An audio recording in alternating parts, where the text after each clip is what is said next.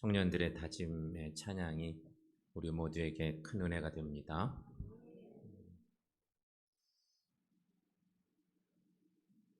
원래 오늘이 총회가정은 청년주일이고요. 실은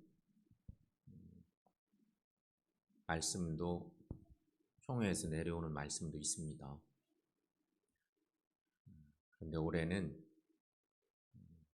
그 말씀을 전하지 않고 팔복의 말씀을 이어서 나누기로 그렇게 생각했습니다.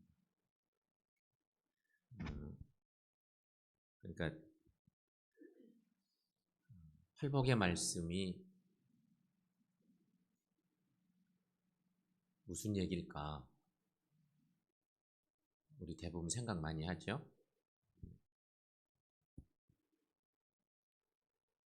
근데 여러분 그 말씀을 하나하나 곱씹어 보시면 팔복의 말씀만큼 예수님의 마음을 듬뿍 담고 있는 말씀도 없습니다. 주님의 마음이 이 팔복의 말씀 속에 다 배어 있습니다. 사순절 보내면서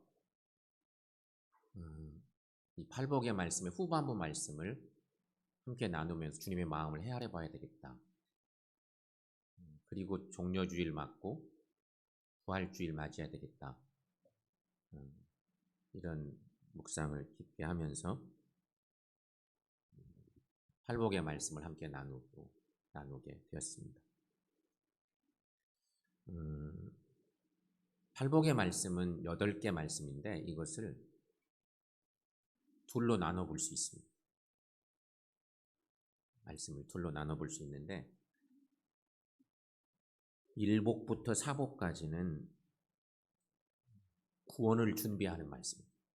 그 말씀. 구원을 준비하는 말씀. 그리고 5복부터 8복까지 말씀은 구원받은 자의 덕에 대한 말씀.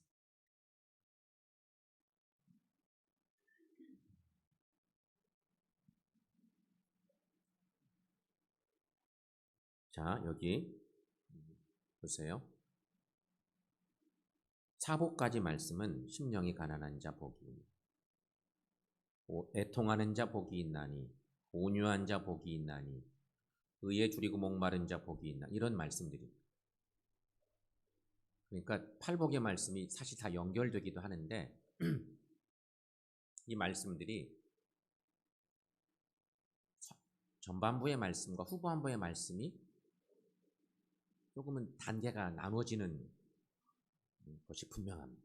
그래서 4복까지 말씀은 구원의 준비를 위한 구원을 준비하는 그런 내용이 더 강하고, 후반부 말씀은 구원받은 자의 덕에 대한 말씀이라고 하는 거죠.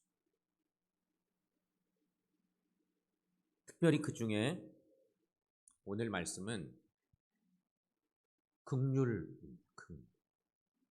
이걸 생각해 보세요. 구원받은 자의 덕과 관련된 말씀. 이미 구원받았어. 구원받은 하나님의 자녀의 성품 속에 뭐가 있어야 될까? 긍휼의 마음이 있어야 됩니다. 자, 여러분, 긍휼의 의미를 잘 이해할 수 있는 성경 말씀이 있습니다. 그것이 마태복음 18장에 있는 그 유명한 본문 말씀입니다. 한 임금이 종들과 결산을 할 때가 됐습니다. 이런 말씀 들을 때는 나도 주님 앞에 결산해야 되지, 이런 생각을 하면서 말씀을 들어야 마땅하죠. 한 임금이 종들과 결산을 하려고 하는데 종들 중에는 다양한 빚진 자들이 많았습니다. 1만 달란트 빚진 어떤 종이 하나 있었습니다. 한 달란트는 쉽게 생각하면 노동자의 1년 연봉입니다. 1달란트. 엄청난 돈이에요. 1년 연봉.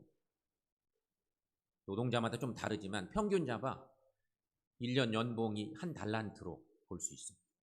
그런데 1만 달란트를 빚진 사람이 있었어요. 어떤 종이.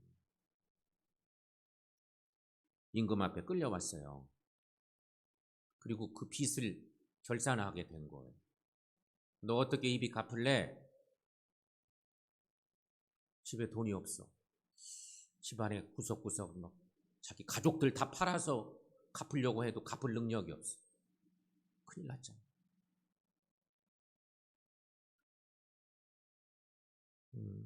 어찌할꼬 이 도저히 큰 이 돈, 이 빚을 갚을 능력이 없어. 1만 달란트면 이거 어떻게 갚을 수 있겠어? 도대체 할 수가 없어. 임금이 이 딱한 종을 생각해 줍니다. 그래서 그의 처지를 불쌍히 여긴 임금이 빚을 다 탕감해 주는 거죠. 평생 벌어도 뭐 어디 따라갈 수도 없어요. 그 빚을 갚을 능력이 없는 거예요. 자기 대에 수십 대 걸쳐가면서 돈을 벌어대도 갚을 능력이 안 돼. 그런데 임금님이 눈 감고 다 이렇게 한 거예요. 그 빚을 탕감받았어요.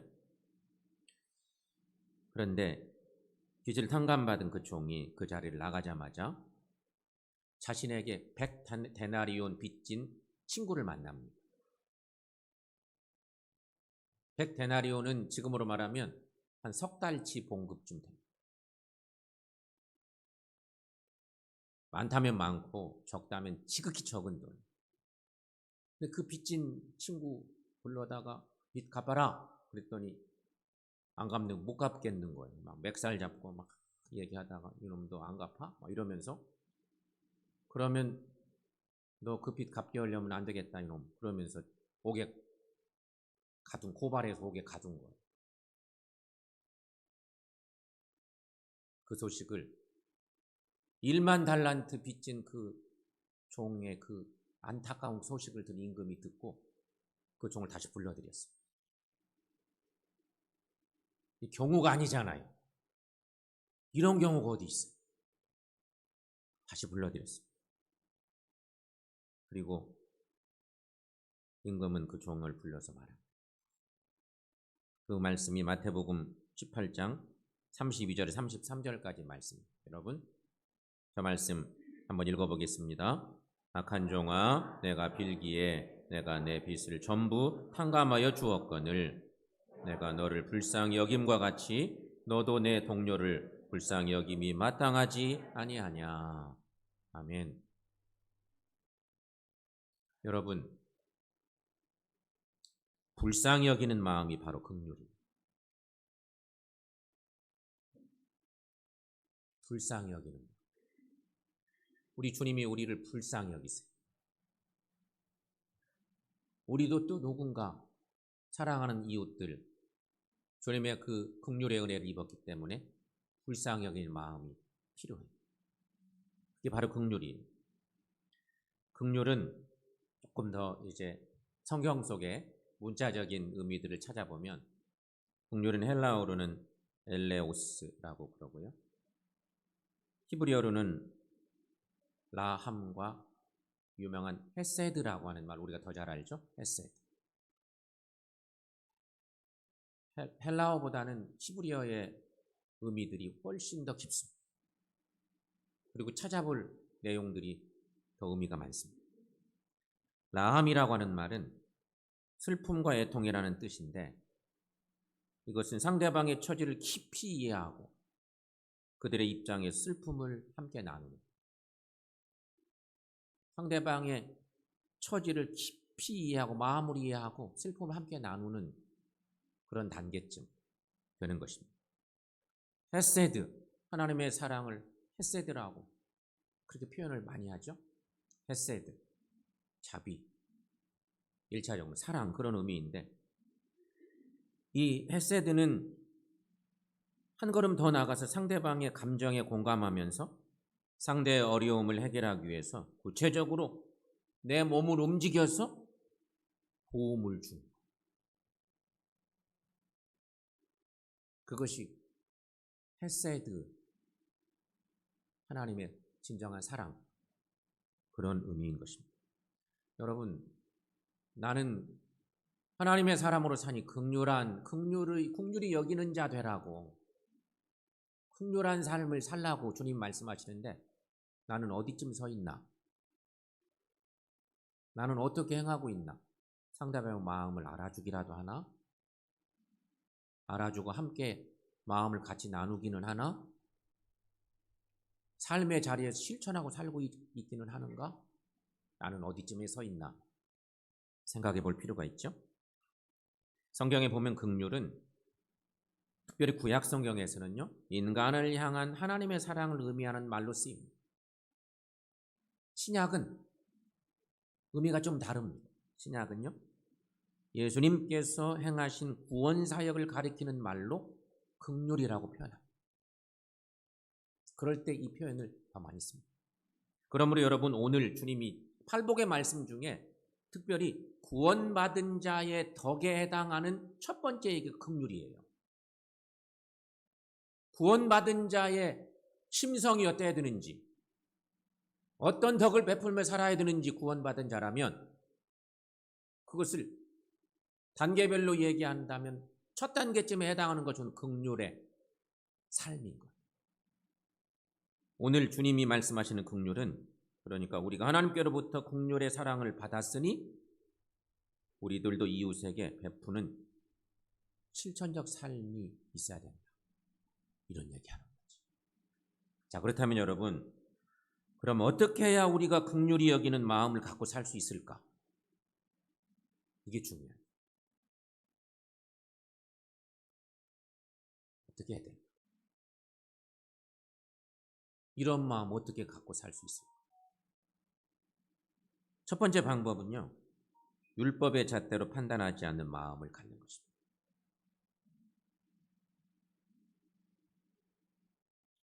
세상을 살면서 그 누구도 자신에 대해 호언장담할 수 없습니다. 분명합니다. 왜냐하면 다른 사람의 잘못을 비난하고 판단하지만 그와 똑같은 일을 자신도 그대로 행하고 있음을 깨닫게 될 때가 너무 많기 때문인 것입니다. 6.25 전쟁 때 있었던 이야기랍니다.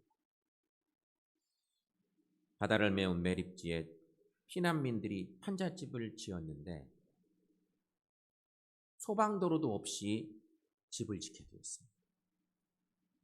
집만, 땅이 부족하니까 집만 타닥타닥 붙여서 진 거예요. 하루는 이 판잣집 동네에 불이 났습니다. 소방도로도 없이 집을 밀집해서 지어서 불이 나고 나니까 다른 동네에 비해서 이 동네에 불로 인한 피해가 어마어마했어요. 집들이 다 타버린 거예요. 다 연결돼. 이때 어떤 한 사람이 동네 사람들 모두 모여 있는데 얘기합니다. 부주의로 불을 내는 사람은 총살시켜야 다시는 그런 일이 일어나지 않는다. 막 소리 지르면서 화를 냈습니다. 그런데 이듬해 또다시 그 동네에 큰 화재가 났습니다. 화재의 원인을 찾아보니 공교롭게도 예전에 혈기를 부리며 불 낸 사람은 총살시켜야 된다고 말했던 그 사람의 실수로 불이 난 것이었습니다. 우리는 남들에 대해 쉽게 판단하고 속단하지만 여러분, 세상 일은 그렇게 장담할 수 없다는 것입니다.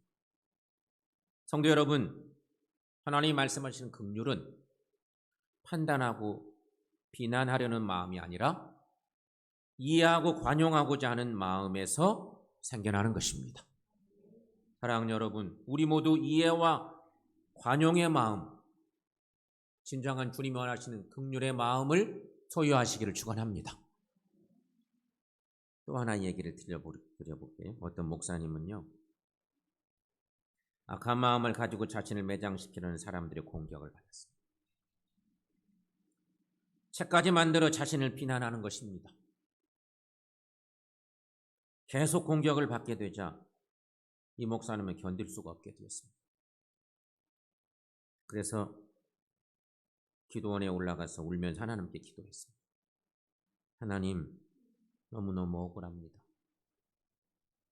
사람들이 없는 일을 사실처럼 꾸며 책으로 만들어 유포하면서 저를 비난하고 공격합니다. 하나님, 이럴 수가 있습니까? 그렇게 외치면서 엎드려 하나님께 계속 기도했습니다. 그래도 마음이 평안하지가 않았습니다. 목사님은 계속 울면서 하나님께 기도했습니다. 계속 하나님께 무릎 꿇고 기도하고 또 외치고 또 기도하고 깊은 저녁 무렵 목사님 마음속에 성령님의 음성이 들려왔습니다. 이 사람아, 살다 보면 그럴 수도 있어.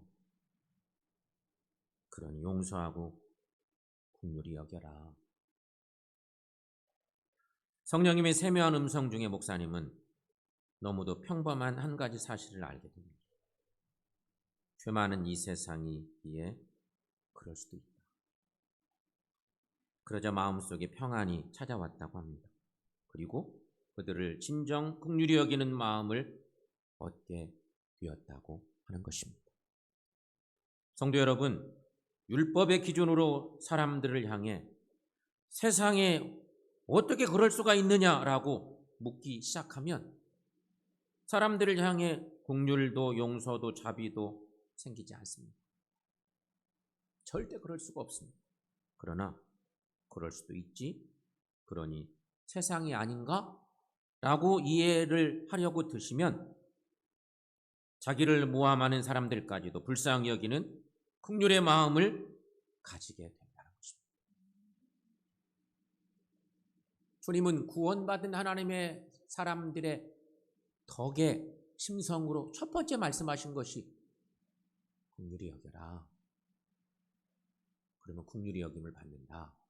그게 복 있는 삶이야. 이렇게 말씀하시는 거예요. 사랑하는 여러분, 율법이 아닌 긍휼의 마음을 소유하시고 긍휼의 삶을 사시기를 축원합니다. 또 한 가지, 어떻게 해야 긍휼의 마음을 갖고 살 수 있을까? 두 번째는 타인의 아픔을 나의 아픔으로 여기는 마음을 소유하는 것입니다. 예수님께서는 이 세상에 인간으로 오셨습니다. 주님은 그렇게 오셨습니다. 하나님의 아들이 하늘 보좌를 버리시고 육신의 몸으로 이 땅에 오셔서 인간의 고통, 슬픔을 겪으셨고 인간의 모든 아픔을 몸소 체험하셨습니다. 그리고 인간의 모든 죄와 허물을 친히 담당하셔서 십자가 위에서 찢기고 피 흘려 죽으시고 사흘 만에 부활하셨습니다. 이런 구속의 은혜를 성경은 여기저기서 증거하는데 이러한 놀라운 하나님의 구속의 은혜를 히브리 기자는 히브리서 4장 15, 16절에서 이렇게 증거합니다. 우리에게 있는 대제사장은 우리의 연약함을 동정하지 아니하는 자가 아니 모든 일에 우리와 똑같이 시험을 받은 자로 돼 죄는 없으시니라. 그러므로 우리가 긍휼하심을 받고 때를 따라 돕는 은혜를 얻기 위하여 은혜의 보좌 앞에 담대히 나갈 것이니라. 아멘. 그렇습니다. 만물의 주인이신 하나님께서 육신의 몸으로 이 땅에 오셨습니다. 그리고 인간의 고통과 슬픔에 철저히 동참해 주셨습니다. 이것은 주님께서 인생들의 아픔과 고통을 당신의 일로 보셨기에 가능한 일이었습니다. 병들어 고통받고 죄짓고 괴로워하며 궁핍함으로 어려움을 겪는 것을 보신 주님께서는 인간의 이러한 아픔을 당신의 아픔처럼 생각하시고 인간을 불쌍히 여기셨습니다. 여러분, 오늘날 우리들의 주변을 돌아볼 필요가 있습니다. 우리가 사는 우리들의 주변을 돌아보십시오. 얼마나 많은 사람들이 신음하며 고통당하고 있습니까? 전쟁으로 국가적 위기를 만난 우크라이나 국민들, 코로나로 고통당하는 우리의 이웃들, 산불로 엄청난 피해를 입은 동해안 지역의 사람들이 있습니다. 우리는 과연 어떤 마음을 갖고 있고 어떤 생각으로 그들을 품고 있는가? 우리는 예수님을 배워야 하겠습니다. 우리는 우리의 일을 당신의 일처럼 받아들이신 예수님의 놀라운 긍휼을 배워야 합니다. 예수님은 우리가 긍휼의 삶을 살기를 원하십니다. 긍휼은 우리가 어려움을 겪는 이웃들과 한 형제자매이며 그 아픔과 어려움에 함께하길 원하는 것. 이렇게 남의 불행을 자기 일로 여길 때 긍휼히 여기는 마음이 생기는 것입니다. 그러므로 여러분, 우리는 세상을 사는 동안 우리 주님처럼 타인의 아픔을 나의 일처럼 생각하며 그렇게 함께 아픔을 나눠가는 하나님의 자녀된 우리 모두가 되시기를 축원합니다. 세 번째, 어떻게 하면 긍휼의 삶을 살 수 있을까? 내가 하나님의 긍휼을 입었으니 깊이 감사하며 사는 것입니다. 우리는 하나님의 한없는 긍휼을 경험한 사람들입니다. 하나님께서는 허물과 죄로 죽었던 우리를 살리셨고 구원해 주셨습니다. 에베소 2장 1절에 바울은 하나님의 그 큰 사랑을, 예수 그리스도를 보내신 그 큰 사랑을 이렇게 노래하죠. 그는 허물과 죄로 죽었던 너희를 살리셨다. 이렇게 편지글에 쓰고 있습니다. 예수님은 온 인류의 구원을 위해 십자가에 못 박혀 고초를 당하셨습니다. 그런데 무지한 인생들은 주님을 조롱하고 모욕했습니다. 그러나 우리 주님께서는 무지한 그들을 용서하시고 그들을 위해 기도하셨습니다. 여러분, 이것이 바로 주님의 은혜입니다. 욕하고 모욕하고 공격하고 함부로 막 말하고 무지한 그들을 향해서 주님은 오히려 기도하셨습니다. 이것이 주님의 은혜입니다. 우리는 이런 한없는 은혜를 입은 사람들입니다. 그러니 하나님과 예수님의 사랑과 긍휼을 생각할 때 용서하지 못할 것이 무엇이 있겠습니까? 이런 큰 사랑을 입었으니 긍휼히 여기지 못할 사람이 누가 있겠냐는 것입니다. 우리도 우리 예수님처럼 긍휼을 베풀며 살아가시기를 축원합니다. 존 웨슬리 목사님 얘기, 감리교 창설자인 존 웨슬리 목사님이 길을 지나가다가 한 사람을 만났습니다. 그 사람은 매우 절친인 친구와 사이가 나빠져서 서로 욕하고 원수로 지내는 중이에요. 절친이었던 친구지간에 무슨 일 때문에 막 많이 등지고 서로 욕하고 감정이 너무 상했어요. 웨슬리 목사님은 그에게, 형제님, 아직도 그 친구를 미워하십니까? 그렇게 묻자 그렇다고 대답을 합니다. 웨슬리 목사님은 이제 웬만하면 용서하시죠 라고 화해를 권했습니다. 하지만 그는 여전히 이를 갈면서 그놈만은 죽어도 용서할 수 없다고 막 욕을 퍼붓습니다. 이 말을 들은 웨슬리 목사님은 단호하게 이렇게 얘기했다는 거죠. 좋습니다. 마음대로 하세요. 그러나 한 가지 분명히 알아야 할 것은 당신은 절대로 죄 지으면 안 된다는 것입니다. 왜요?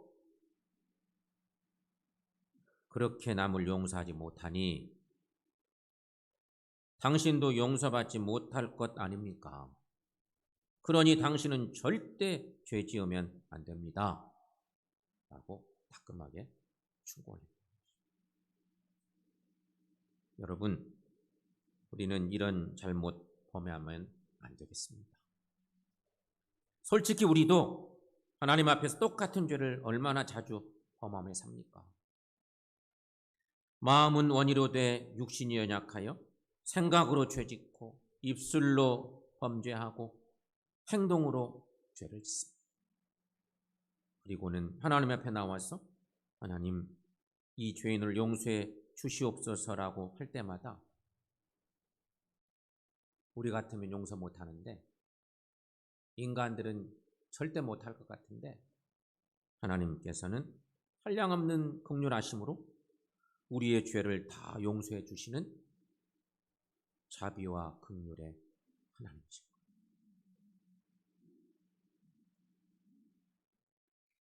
성도 여러분, 오늘 우리는 긍휼히 여기는 자가 복 받는다. 긍휼히 여김을 받을 것이다. 그러니 긍휼히 여기는 삶을 살아야 된다. 그런 사람이 구원받은 하나님의 자녀의 삶이야. 이렇게 말씀 주시고 있습니다. 우리는 인간관계에서 항상 긍휼히 여기는 마음을 갖고 살아야 합니다. 세상 사람들 몰라도 그리스도의 사람들은 그래야 된다고 주님은 말씀하고 있는 거예요. 인간관계 속에서 항상 긍휼히 여기는 마음 필요합니다. 자, 그렇다면 여러분 여기 생각할 것이 있어요. 그렇다면 과연 우리 하나님은 하나님의 마음 속에 가장 이렇게 채워져 있는 사람은 누구일까? 하나님께서 가장 마음에 드는 사람은 누구일까? 이런 물음을 하나 던져봅니다. 하나님의 마음 속에 늘 있는 거예요. 우리 하나님의 마음 속에 어떤 존재가 그 마음의 중심에 자리하고 있습니까? 이게 신앙인으로 사는 우리에게 중요한 힌트예요. 성경은 말해요. 지극히 작은 자. 우리 하나님의 마음 속에 늘 있는 그 사람은 지극히 작은 자.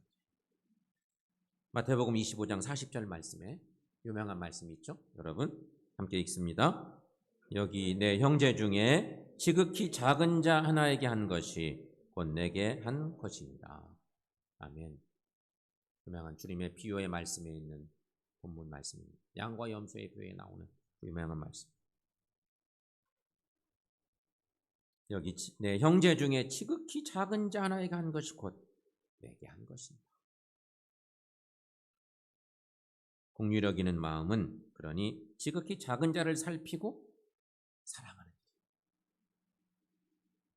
그런데 주님 말씀에서 우리가 분명히 기억할 것, 분명한 것은 이렇게 긍휼히 여기며 살 때 긍휼히 여기는 삶을 사는 사람에게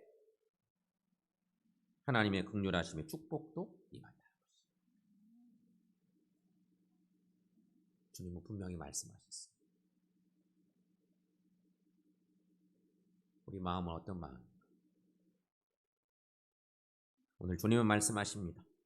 긍휼히 여기는 자는 복이 있나니 그들이 긍휼히 여김을 받을 것입니다.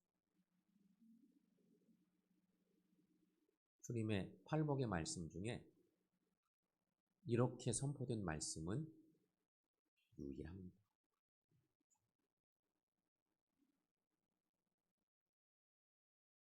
구원받은 주의 자녀로 사는 우리들은 10,000달란트의 빚을 진 사람과 똑같아요. 우리 힘으로 갚을 능력이 없어요. 수천 대 내려가면 돈 벌어서 다 모아도 10,000달란트를 모을 수가 없어요. 정말. 근데 그것을 하나님께서, 임금께서 그냥 눈 딱 감고 탁 용서해 주셨어요. 다 탕감해 주신 거예요. 누구라도 다 긍휼히 여길 수 있어요. 그 은혜를 받았습니다. 여러분, 주님 말씀 기억하시고 긍휼을 베푸는 삶 사는 우리가 되어서 긍휼의 은혜를 입었으니까 그래서 주님을 기쁘시게 하고 구원받은 주의 자녀다운 복된 삶 살아가는 우리 모두 되시기를 축원합니다.